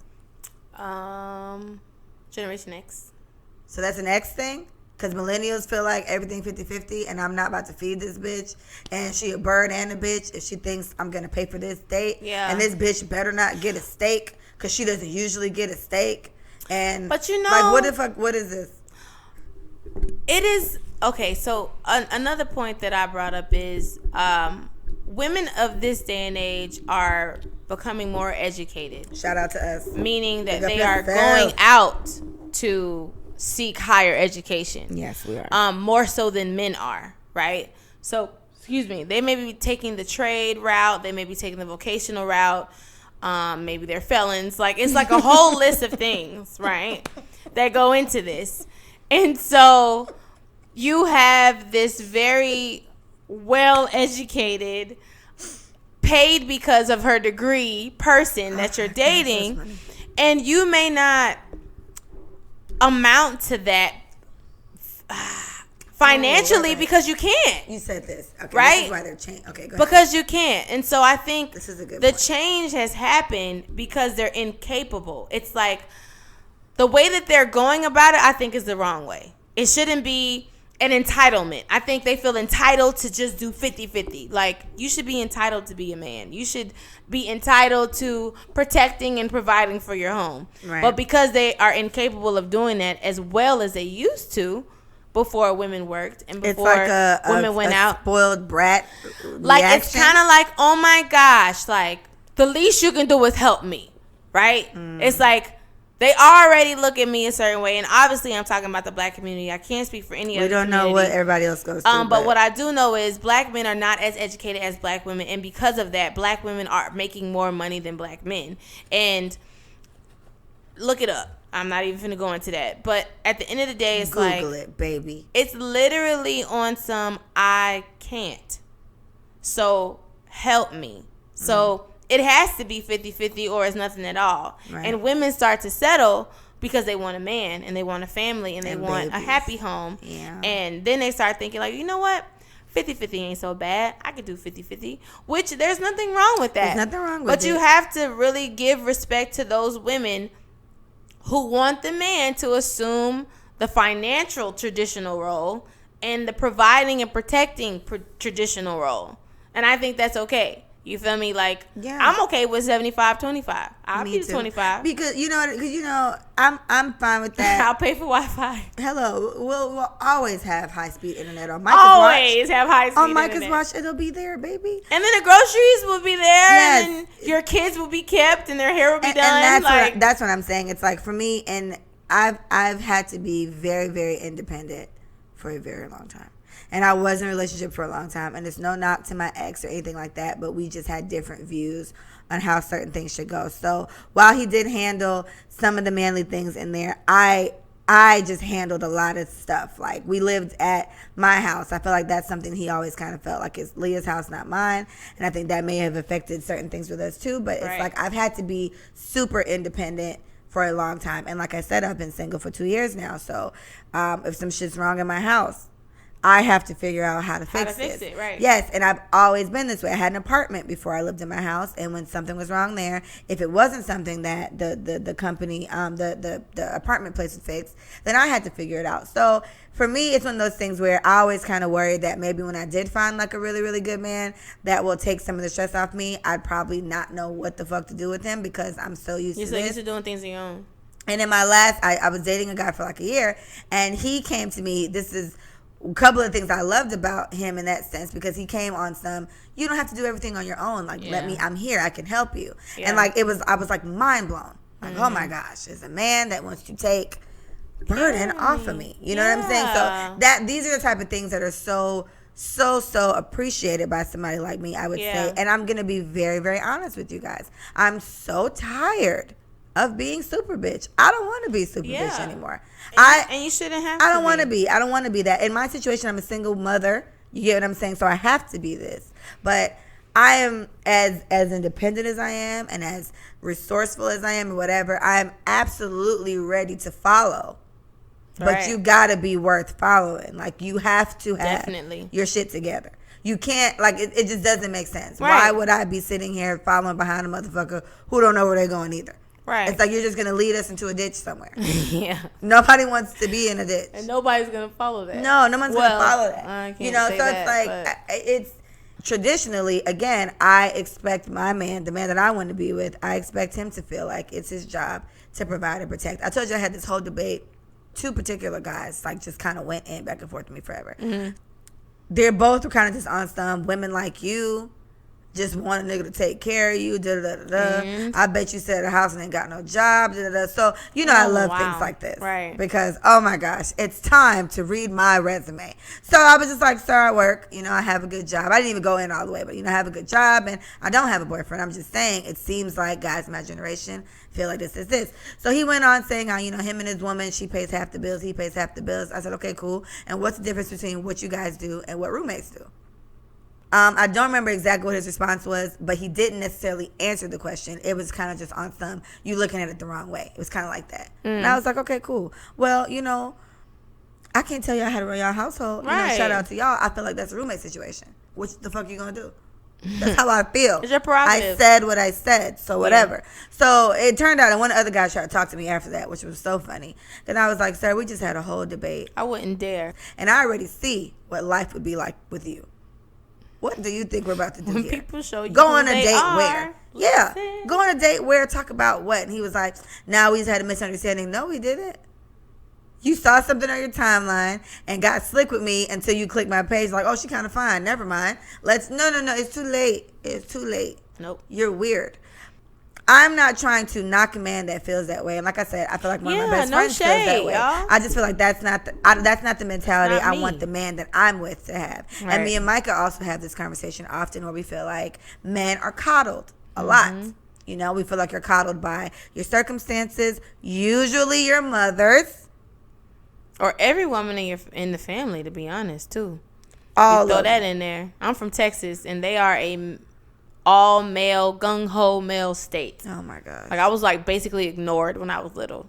Like, my friend didn't deserve that. That's how man-forward they are. I was raised in Jamaica. Well, I grew up in Jamaica, and then I was raised by a Jamaican woman. So it slightly varies because what I was raised when I was in Jamaica was you need to know how to cook, you need to know how to clean, so your husband doesn't beat your ass one day. That was literally what I was taught. So I was like, all right, cool.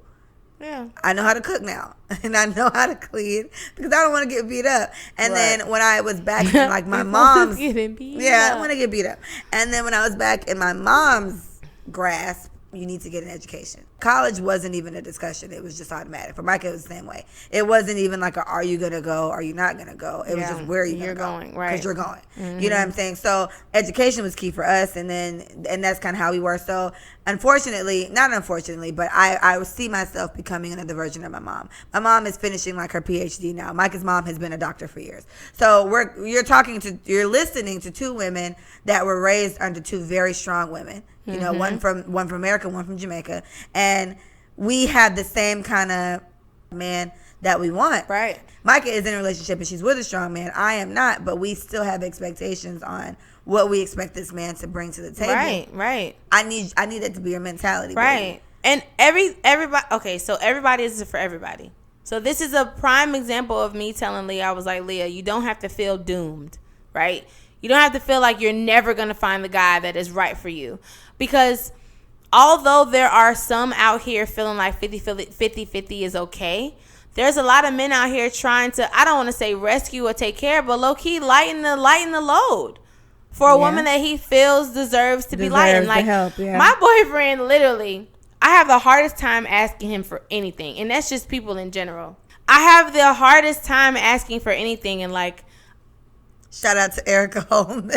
Erica basically took me through this whole thing like, Micah, you have a boyfriend and he's there and he says he will provide for you and he will help you whenever you need it. Why aren't you asking for help? And her language was much harsher than that. Yes. But I was like, well, I don't know how to. Yeah. And she was just like, do it. Do it one day and do it with gas. Don't do it with like something stupid. Do it with gas because that is a serious necessity.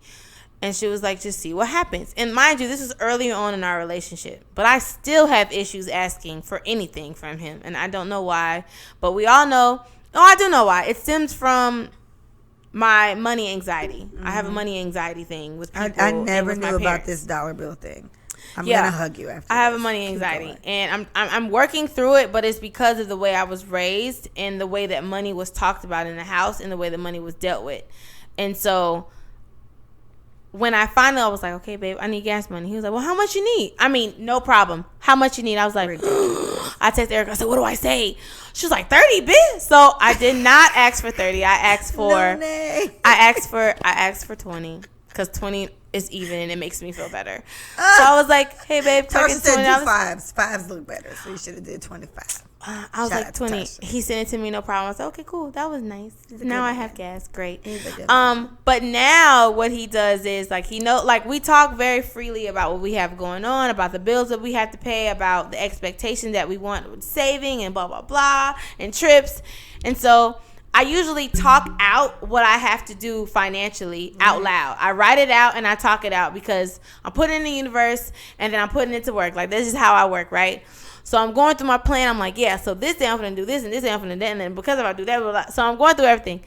So then when I'm done with my spiel, he's like, baby, I know you're a big bag woman and you can do it all by yourself. Oh, praise them. But Praise them. if you need help, I'm here. Man. What a good and man. so literally I'd be like, randomly talk about my nails. Man, what a mighty good man. Right there. So I'm talking about my nails. I'm like, dang, my nails brittle. They always break. Dusty. Every second I blink, something breaks on my nail. I'm like, how?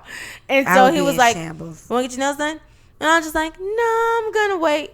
I know you're a big bad woman. You can do it all by yourself. But if you need help, I was like, thanks, babe. But no, I'm good. So I have a man trying to constantly support and provide and give to me. And I have an issue with taking and asking. So I'm sure that turns him on even more because I'm not trying to milk him for all he has. Okay, so then I feel exactly the same way. Mm-hmm. Right? That's the question, guys. That's the question for all the ladies and guys out there.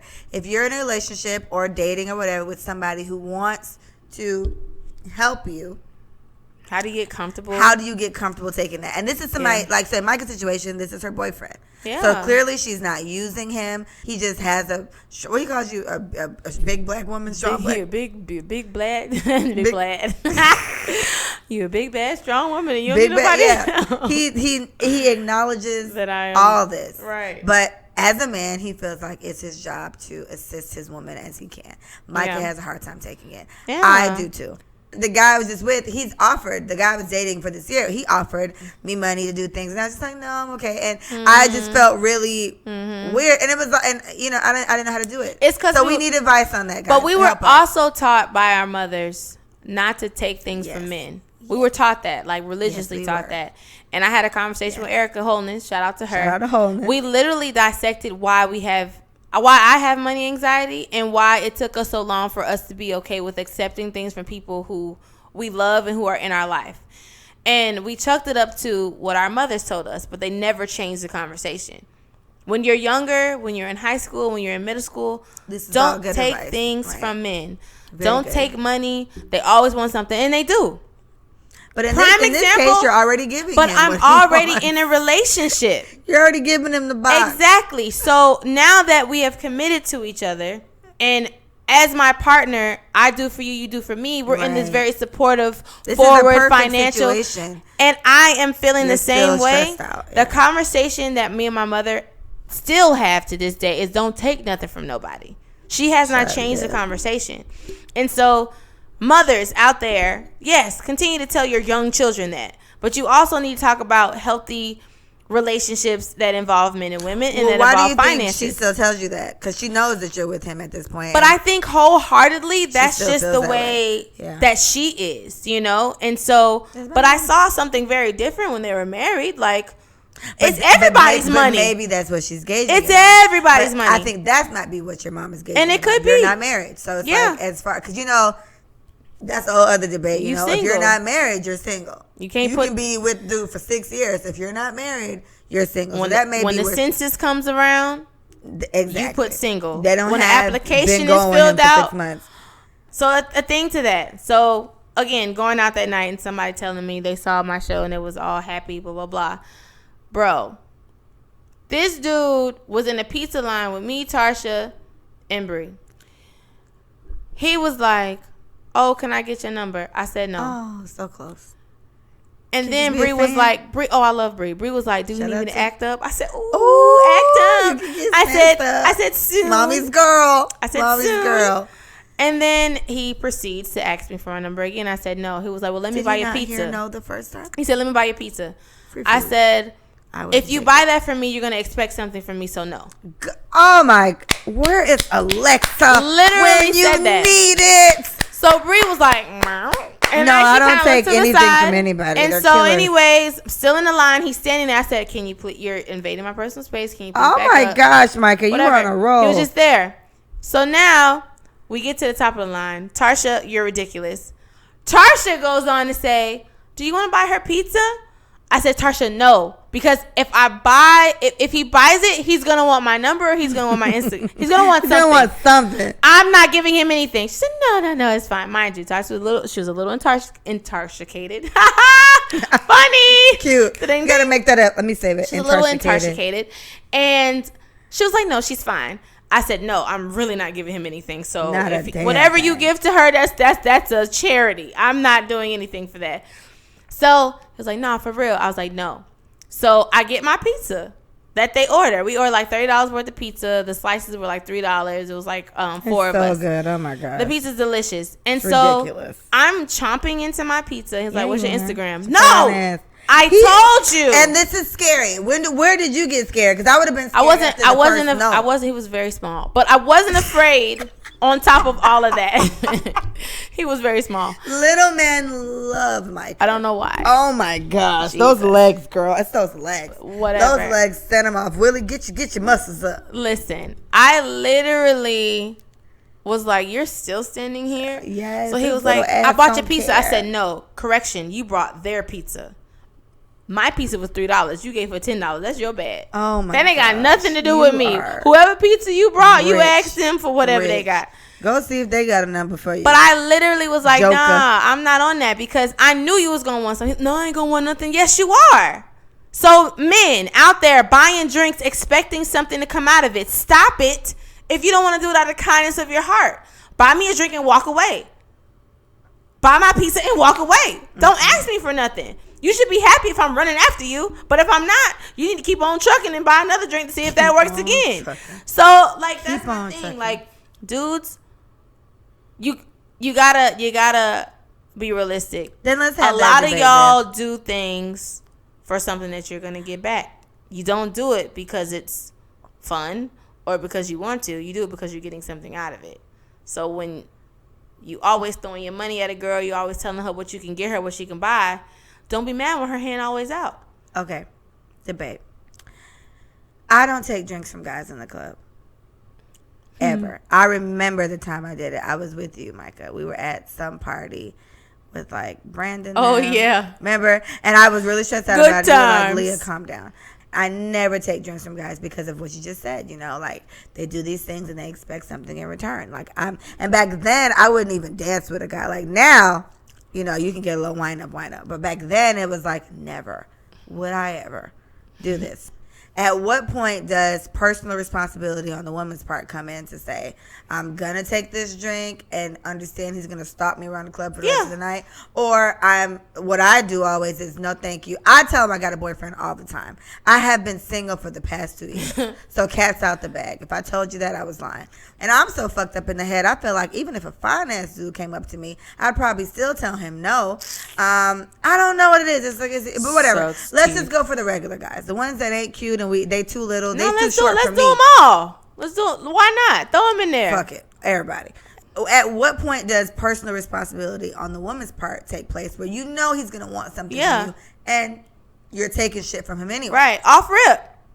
I think the moment you accept is the moment you need to deal with everything, whatever comes after that. With that. Yeah. And so when it comes to club things, like I have taken countless drinks from guys. I walk over to the bar, I watch the bartender pour it, and I walk away with my drink. I have no icky feelings, and icky's my word. And brief intermission on that, my friends are very good at somehow getting these assholes to buy. They're not assholes. They just think it's going to work. Okay, you know what? I take it back. There have been a few assholes, but in general, they're actually really nice guys. Yeah, there was just an asshole recently at Vegas where he bought drinks. We all went out. It was me, Tarsha, Micah, Bree. That was just it. We ended up seeing Carlum out there. Shout out to Carlum. And he offered to buy drinks, and I said, no, I'm good. So he bought 3 drinks, and then he was mad at Tarsha. Mm-hmm. See, that freaks me out.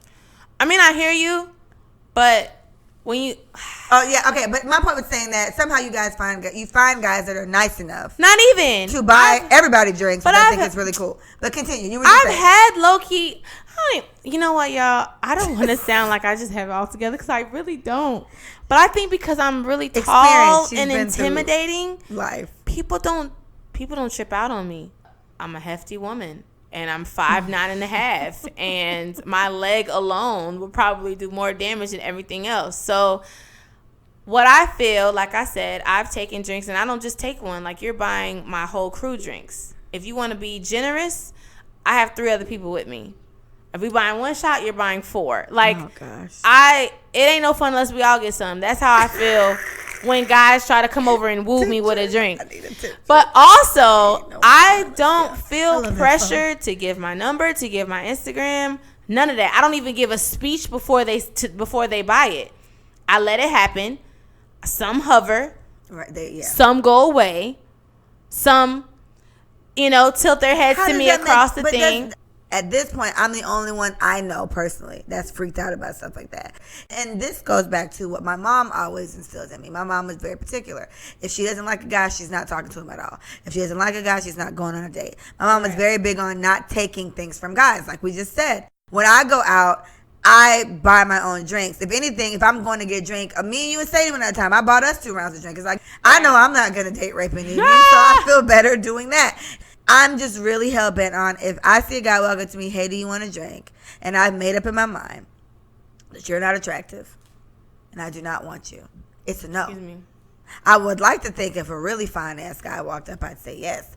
That is to be determined. But that's what I'm saying. So why are you okay with it? Like, what is it tell me, I need help in being okay with that. What is it that you tell yourself to say, okay, yeah, I don't want him, but I'm going to take this drink? It's not my problem.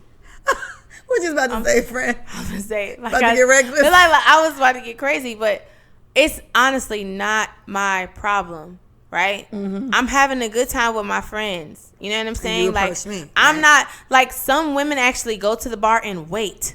I don't go to the bar and wait. No, we don't do that. I'm having We're having a blast. the time of my life with my friends, and I would like to think that people like seeing people enjoy themselves. Valid point. Like, oh my God, look at that group over there. Everybody's so pretty. Everybody's smiling, joking, blah, blah, blah.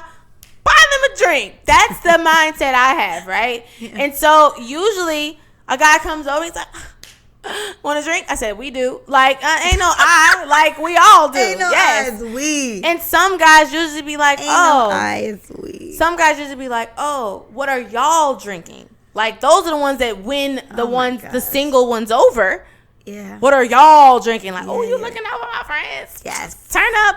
But, Leah, I don't think anything, because I know I'm safe. Right. And I know that I'm not bound to you because you bought a $9 drink. And I was not seeking this to happen. And if you want to do something nice for me, okay, cool. But guys need to also know you're doing this nice gesture. You may not get anything for it, but a thank you. They must have money. So just as we know, just as we start off, oh my gosh, he's going to expect something. He needs to, oh my gosh, she's not going to give it. Like, it needs to be both ways. That's a question for the guys. I'm posing this question to you guys. What is your approach when you go to the club? Do you just go with a certain amount of money and say, I have $50 allotted to spend on finance? Or, I want to know what your process is. You can just DM me if you don't want the world to know, but I'd love to know. What makes a girl worthy of getting a drink from you? Will you buy drinks for the squad? Or are you just catering to her? I would like to hear what makes you guys tick when it comes to stuff like that, because I'm not taking the shit either way. So it is what it is, Daddy. She will eventually.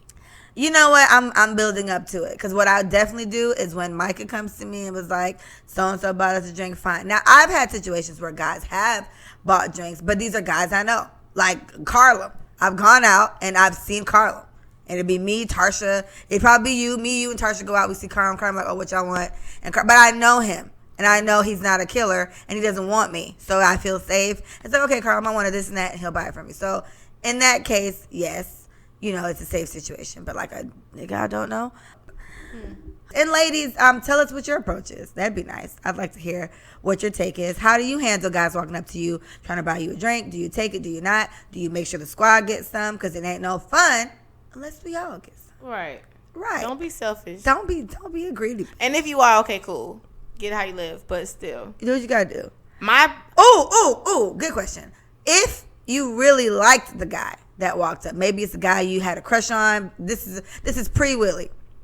So, assuming you had a crush on this guy or something like that, and he walked up, oh, well, Leah and Tarsha and Bree and Sadie need a drink too? Or are you just like, okay, I'll be right back, y'all, and trail off? Let me tell y'all, no, it's happened before. I've been approached by really attractive men, and I didn't have to say I'm with such and such. He says, what are y'all drinking? Now, hypothetically, like you said, I'm pretty routine with the way that I do stuff. Like, I want all y'all to get a drink, too. Whoever's close to me in that moment, they may just get one. Right. I may not say X, Y, and Z. Yeah. But if I'm standing next to Leah, me and Leah gonna drink, and then we'll share. Like, that's just kind of how that will go. Yeah. I will be a little bit more smooth, but I'm definitely getting more than one out of him. And that's just, I care about y'all. You know, that's on the strength of everybody else. So, ladies, tell me that. That'd be a good question for you guys, too. If you were out and it was a guy that you did like that walked up, are you making sure the squad gets it or not? I'm trying to think. If I was out and Mr. Handsome that I saw, I don't know, because I have a hard time even getting a drink for myself. I cannot see me somehow rallying up for additional drinks, because if I'm out, for sure you're going to see me with at least Micah or Tarsha or Bree or Sadie at this point. But on a good night, I'm going to be with all of them. So I can't see me rallying up all these drinks, because I'm going to have a hard time accepting the first drink from this guy. But it's a lot to this dating thing. So what I will say is, like, I know you have to be in the space to be comfortable and be receptive of new people and just changes in general. Like, it's uncomfortable. I get it. But there are ways around your uncomfort. If you have a thing with being kidnapped, you need to like go, most people do. You need to go between the hours of thing. 11 a.m. and 4 p.m. Because that way, if it won't, even in daylight savings time, by 6 o'clock, it'll be dark and you need to be going home. So there are ways to get around this, and there are ways of letting people know where you're going, what you're doing. Like, you don't have to be in this alone. You know what I'm saying? Like, everybody can be a part of this date in some way to make you feel safe. But also intentionally date, right? I'm dating because I just want some random guy that I can hopefully get to know, and he'll always be my go-to movie partner. He'll always be my go-to hop in the bar partner. Makes sense. Or he'll be my boyfriend eventually, or he'll be somebody I'm smashing occasionally. Oh, it's freaky. Whatever, you know. Just be intentional with why you're dating in the first place, so that you can at least get your mind right to what you want. And if it changes, be honest about your changes. Just say, you know what, I didn't want a boyfriend before, but now I really, really like you, and I really only want to talk to you, and you just gonna have to deal with his answer. And if he says no, Micah's advice, you need to clear it, sis. Pack your bag. Ain't no hope. And go. No hope. None. It's no hope. You don't deserve it, sis. No, for real. Because they will keep you, and you will get dragged along. And shout out to all the pockets. Yeah, pocket girls are the girls that guys put in their pocket for when they're ready to settle down. So if you've been a pocket girl before, it's a glorified position, but it's not. Is it? It's not the position I don't like necessarily it. Want. No. I mean, it's nice to say, but at the end of the day, like, it has a nice connotation. Yeah, but have and denotation, low key. Yeah, just have more respect for yourself. There you go. Because shout out to all the pockets. They'll take out of his pocket, sis. They'll take whatever they can, and that's not to say that they're horrible people. They're just it is. They're selfish. They're selfish. They want what they want, and we want what we want. Yeah. So don't wait around hoping that it's going to change when he's clearly telling you otherwise, although he's showing you differently. Leah thinks, and she knows, actions speak louder than words. But if his word was, I don't want no girlfriend, you need to just believe it. And then, to sum that up, agreed. I think actions speak louder than words. If a guy is spending the night at your house every night, you spend all your time together, you guys are around each other's friends all day, you're meeting parents, all these things, these are actions. And these would imply that a relationship is like down the street. However, if you go to him and he says he still doesn't want a relationship, in that case, I would say words mean a little bit more. Now, what I still think actions speak louder than words, but I think it's one of those things where he's probably doing it on his time, and he's not ready for that. So what you need to decide then is, what are you ready for? You're either going to wait or you're going to go. You really don't have much else. There are no other options there. You can kind of break them down into like subdivisions, but for the most part, you're going to stay or you're going to go. And so you got to make a decision. What do you want? What do you want to do? How's this going to affect you? How does this make you feel about yourself? Micah, give us words of wisdom. We're going to close this one out. This is like dating part 1. We can literally have like up to like part 10 of dating. Because I had us on live and it was hilarious. You're going to see. I'm going to show you. It's great. Thank you for everybody who watched the live and said stuff. It was great. Shout out to Carlin. So go. Yeah. But give us words of wisdom to end dating part 1. So, tips. Give us easy dating tips for new daters. Maybe that's easy. You're good at that. So like places. I said before, the last thing I said before Leah gave her spiel on dating in general, be intentional. That's the gin. We'll make it a word. Be intentional about why you're dating. Mm-hmm. Do not go in with expectations that this person is going to be your end all be all, or not be anything at all. Like it could be either one.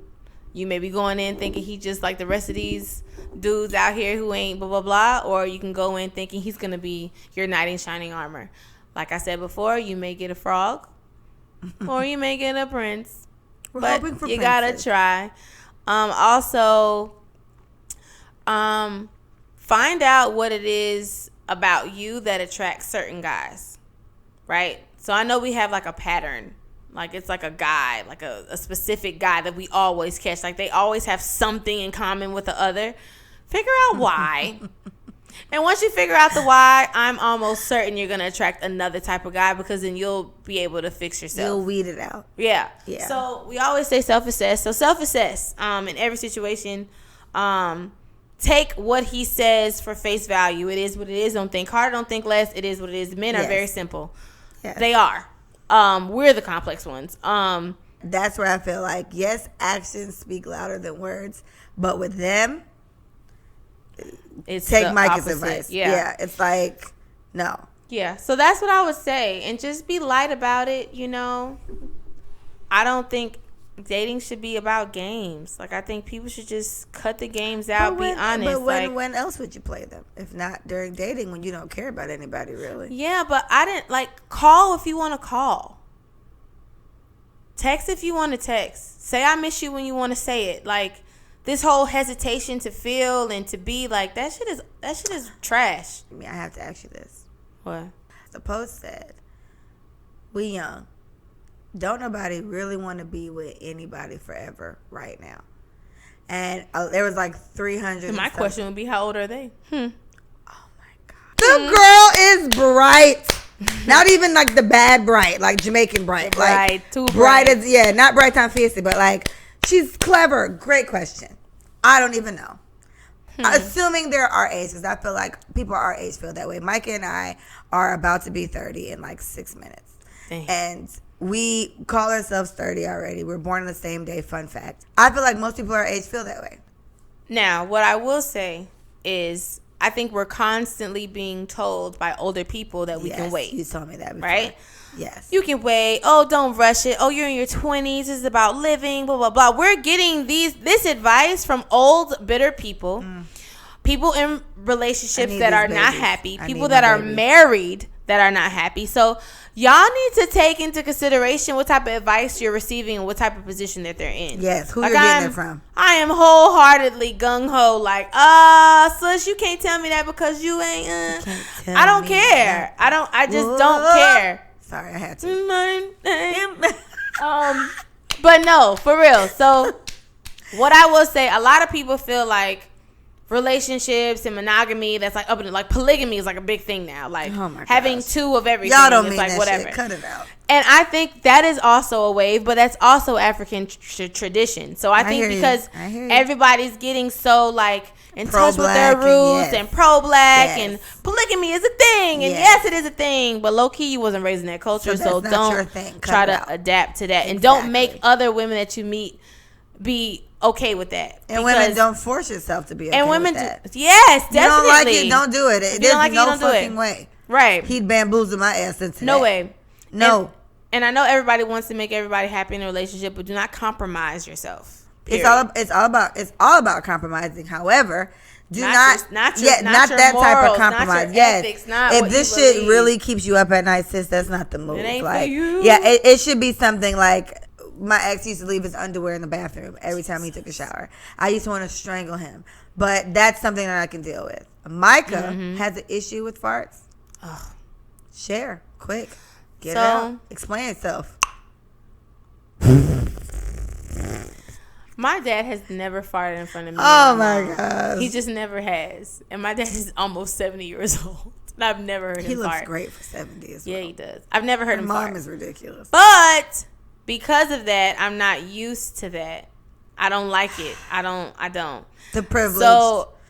So privileged. So my boyfriend privileged. leaves the room when he does that because he knows how much I hate it.